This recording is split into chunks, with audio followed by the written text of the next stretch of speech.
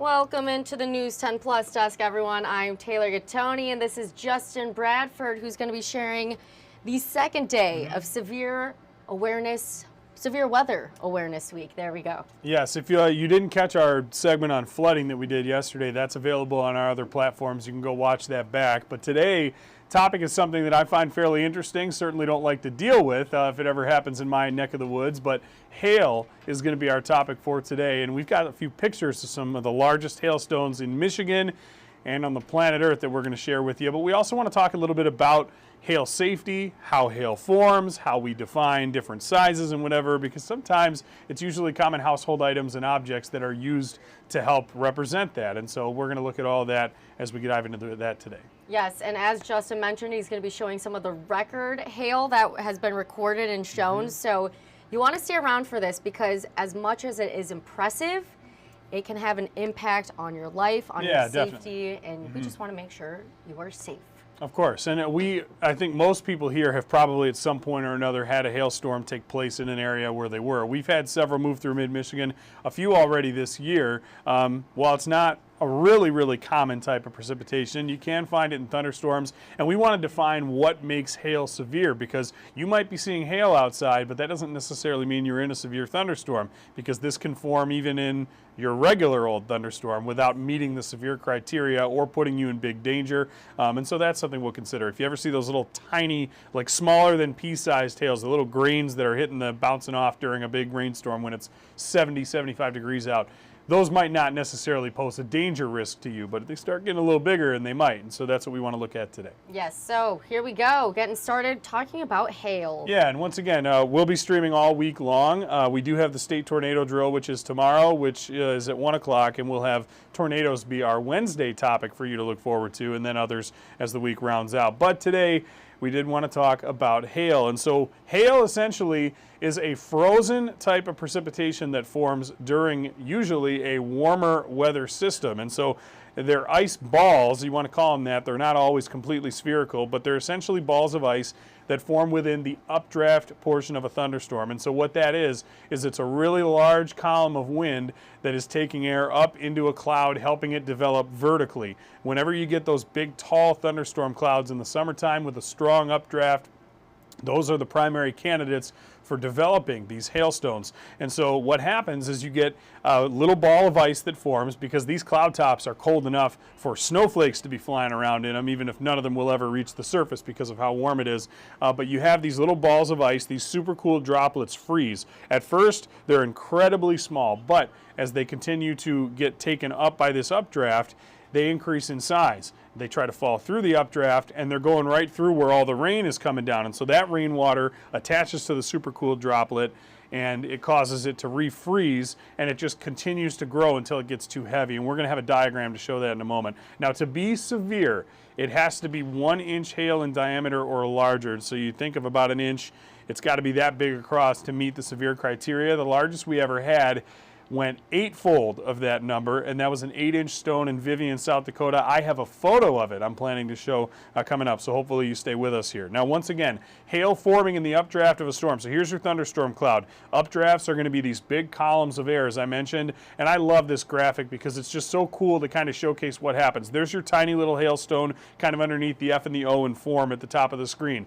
It's being lifted by the updraft, so the water drop gets swept up, freezes because it's super cooled. Now, when that happens, it will kind of drop down based on gravity, because that pull is always going to be taking place. And so as this hailstone kind of bounces up and bounces down, ice will continue to form until it gets too heavy. And so the freezing level in the cloud, where that is able to add more ice on, you see the ball on the left has kind of grown from that small amount.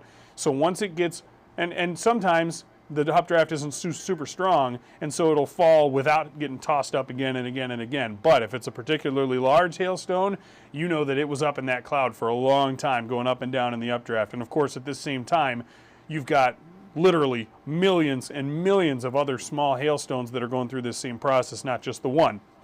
But once it does get too heavy, the weight will exceed the force of that updraft right here, and there it goes, and it falls right down out of the sky. Once the weight of the hail is larger than the updraft, Gravity wins every time, folks. If you haven't figured that out by now, I don't know what you're doing. But gravity always wins out, and it does here, even in our weather. And eventually that ice ball will then fall to the surface and fall to the earth. And so, once again, once it overcomes that updraft, you're able to see it drop down to the surface of the earth. Now, hail sizes we want to talk about. We're going back to our same thunderstorm cloud. And what you notice about a lot of these is these are pretty common household objects in here. Well, when it comes to measuring hail, it doesn't always fall at a National Weather Service office. It doesn't always fall at a weather recording site. And so the best way we are able to measure hail is from folks in the general public who send us measurements. And if you can hold up your hailstone to a common item, we can know how big that is. Because if you hold up a hailstone in your hand, well, you might have giant hands, you might have small hands. Like, there's no way for us to tell. The best thing you can do is hold it up next to a ruler. The second best thing you can do is hold a hailstone next to a common household object like a golf ball, a baseball, a quarter, some other coin, a marble, whatever. And so that's going to be the best way that you can measure hail size. And because these objects are so common for so many people, this is kind of one of the semi-official ways that the National Weather Service takes hail measurements, which is kind of fun. Now you see here there are lots of different types of sizes. They range from pea-sized hail, that's the little green ball that you see there on the far left, and so might make for an either appetizing, or if you don't like peas, not so appetizing thing you could have as a meal. Marble, you go 1/2 inch, penny 3/4 of an inch, and then once you get up to a quarter, passing up a nickel, that is where you meet the severe criteria once you get to quarter. And so we'll highlight that here in red. Once you're quarter size hail and above, that's when you have a severe thunderstorm by definition, once the hail is that big. Now you notice it goes bigger. There's ping pong, golf ball, hen egg is kind of an interesting one, tennis ball, 2.5 inches across, and then a baseball and eventually softball. Now the grapefruit you see there on the right, 4.5 inch hailstone. That is the largest ever recorded in the state of Michigan. It's actually taken place on 4 separate occasions where we've had grapefruit size hail. I believe the most recent occurrence of this was back in I think it was the 1990s, the late 1990s when that happened. Now, we've had plenty of hailstorms since then. They just haven't measured up with a stone to have quite this much. And so, again, that is going to be your size chart that you use here. Now, this is kind of at the bottom showing you just the commonality of it, if you will. So to have pea-size and marble-size hail, that's pretty common down at the bottom. We see pea-size hail usually, I would say, even if you don't individually personally see it, most areas in mid-Michigan will see pea-size hail maybe a handful of times a year, and or sometimes only 2 or 3 times a year. But we always have some storms that go through that have just, even if it's just 1 minute of just a little bit of hail coming down, and you might not be looking outside at that time, or you might not be home. We have, and the hail, by the way, when if that's small, it melts really fast. You got to, and so does the big hail. You got to think about this in these terms. While this is frozen precipitation, it's falling usually into a warm environment. Most of the time we get these hailstorms, it's like 70 degrees out or warmer. So if you were to go outside and just put an ice cube on the ground, think about how fast that would melt if it was 70 degrees outside. The hail does the same thing. And so if it's just out there sitting on the ground and you maybe go to the bathroom or something and come back out, you could even just miss the hail portion of a storm entirely. Now you can collect it as well and try to keep it frozen, whether you put it in a little styrofoam cup and throw it in the freezer, as Andy Provenzano and I have done here at the station during hail events when we've been covering them. Again, when it's like that, you don't have to worry so much about it. These bigger ones that reach severe levels, these ones not only cause damage to property, but they can be damaging to life as well. If you get hit, I mean, imagine that it's raining baseballs or something. I mean, or larger, God forbid. And so if that's taking place, you could really get hurt by this and certainly can damage vehicles and other property. And so that's something to keep in mind. Now, grapefruit-sized hail, as I mentioned, the largest we've ever seen in Michigan. Here is a grapefruit-sized hailstone. Now this, you can see the ruler there at the bottom of the screen, or the tape measurer. That goes out 4 inches and just a little larger than 4 inches officially with that hailstone. And so again, it's not always a perfect ball. In fact, most of the time it is not. I mean, it's going to be some sort of kind of jagged shape, and you're going to see in a moment here that certainly is what the record largest hailstone was. It was not a perfect sphere. However, again, this is something that is incredibly rare, not common at all. It's only happened on 4 occasions in the history of the state of Michigan. Most areas in this state have never, nor I believe ever will, see a grapefruit-sized hailstone. That is a good thing. But again, it's something we want to keep in mind because we know that it's possible for those to happen here because it has happened before. And so that's the grapefruit-sized hailstone. This next one, I just think this is such a cool looking thing. However, if I was outside when this came down, I would not have been a very excited camper. Now, you can see the bottom of the line, and this is from NCAR, by the way, the National Center for Atmospheric Research. This is the Vivian, South Dakota hailstone, not only America's largest, but the largest ever on the planet. Now, it has a funny kind of looking shape here, but they averaged it out. You can see at the bottom there, it goes from the start of the thing to the very end. It measures almost 9 inches from front to back of that portion where it's kind of sticking out. But they sort of averaged this out to be about 8 inches in diameter had it been a perfect sphere. And so that's the largest hailstone by overall length and size, or at least the diameter. There was also in Coffeyville, Kansas, as I believe Darren Rockhold may have mentioned this morning, the heaviest hailstone ever was also in the United States, and that was in Coffeyville, Kansas. That was a stone that was almost 2 pounds in weight, which is pretty unbelievable. I mean, you're talking, I know bowling balls are heavier, but you're talking about objects that are almost the size of bowling balls just falling from the sky. And that's just unbelievable to think that you could have that happening, because most commonly, if you have hailstones that are that big that are falling, that are 8 inches, you're going to have 6-inch hailstones, 5-inch hailstones, even 4-inch grapefruit-sized hailstones, and that are bigger, and you're going to have so many of them coming down too. It's not like just one big stone comes down and that's it. You're going to have tons of them falling, even if they're not all that big, and even if none of them are that big, they're all way into the severe criteria range. And so those are very dangerous situations to be in. Fortunately, we've never had one that big in this area.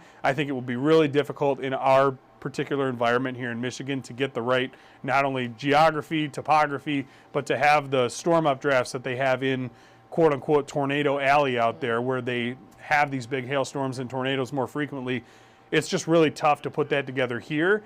And a lot of that we can thank the Great Lakes for, because that water that surrounds us oftentimes in the summer serves as a point of stability, and so it actually prevents the air from getting too out of control to where you can get hailstones that are that big. And so we love our Great Lakes. Thank you for keeping us safe from 8-inch hailstones. It's very unlikely we'll ever see one that big in Michigan. I certainly hope that we don't. But once again, that's the largest hailstone on the planet ever recorded, and you'll notice that that tends to be the case with some of these points of severe weather, whether it's tornadoes, hail, thunderstorms in general.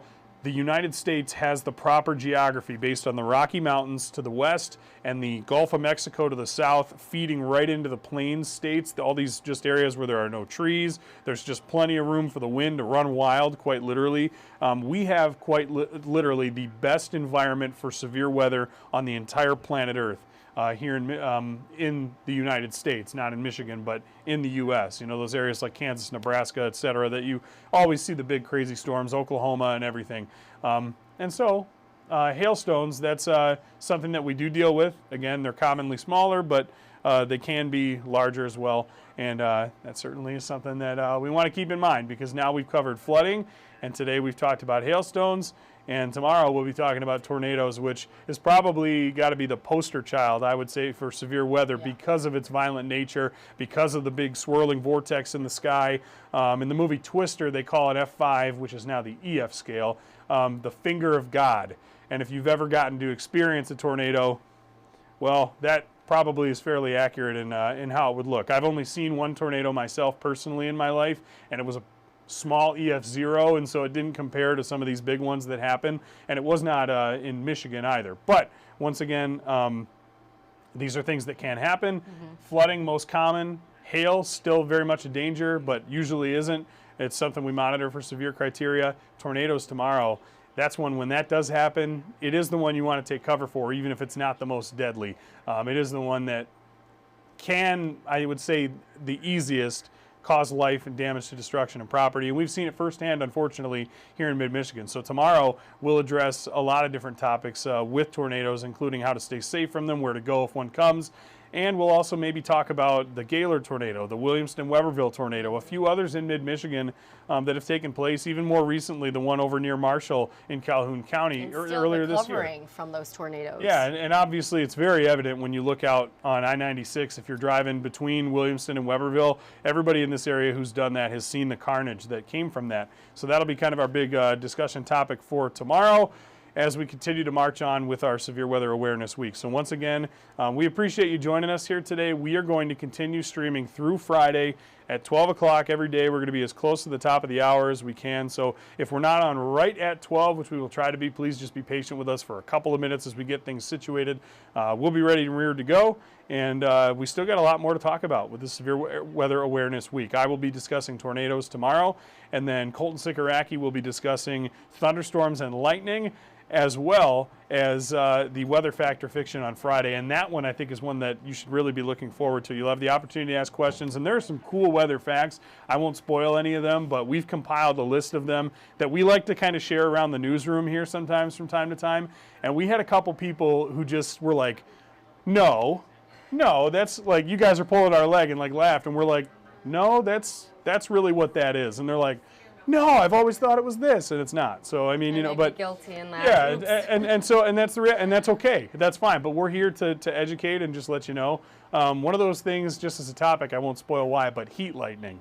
That's a very cool one that not a lot of people really truly know what heat lightning is. We're going to have a great breakdown explanation for it on Friday. Good, because I thought I knew, and I definitely don't. Yeah, and so I will not, again, name a couple other people, but we had one or two people in the newsroom here who were like just baffled when we told them what heat lightning like really is. And so that'll be a really cool explanation and very fun on Friday. And so we'll be talking a lot about that. By the way, statewide tornado drill tomorrow at 1 for those who are tuning in. We're going to have a very close look at that tomorrow as well, of course, with tornadoes being our topic.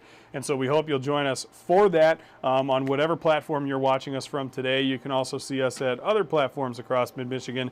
And of course, we've got our weather article that describes that here. Not only do you get my forecast for the day in this special edition that we have here, but we also have a blurb at the bottom for Severe Weather Awareness Week. And so if you would like to give that a read through, I think that would be great to do. It's right on our website, WILX.com, and it'll show you all the topics that we are covering the rest of this week or have covered this week. And you see in the article there, we covered flooding Monday, but we've got the other ones all listed here.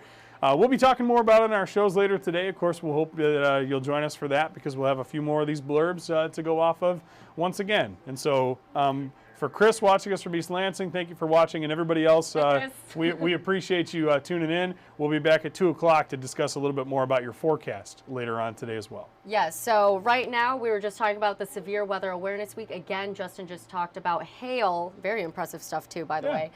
Very informative. And then one more time showing you what we'll be looking at throughout the rest of the week at noon right here on the News 10 Plus digital desk. Or the Now desk. And other than that, like Justin was saying, we'll be back here at 2 o'clock for your first alert forecast, but otherwise at noon all this week, Severe Weather Awareness Week. Yeah, and we appreciate you tuning in and watching us.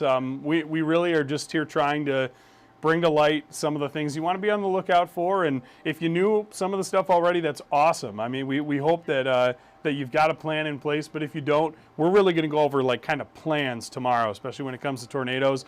So I'll be bringing in a lot of graphics about different size and strength of tornadoes, but also what you want to do, whether you're at home, if you're driving, you're in an area you're not familiar with, because unfortunately, and we'll talk more about it tomorrow, a couple years ago when the Gaylord tornado happened, that was in a time of year where a lot of people heading into a weekend were traveling up north, didn't necessarily know where they were relative to a tornado, and then suddenly one blows into town. And if you're sitting at the pump filling up next to the Little Caesars that got blown away up there, you're like, oh my goodness, what's going on? And so if you ever are caught in that scenario, we're going to share how you can be better prepared and a whole lot more. Hopefully you'll join us tomorrow at noon. We'll be discussing all of that. Yes, exactly. And then we will see you back here today at 2 o'clock for more of that first alert forecast. Yes, perfect. All right. Have a great Tuesday, everyone.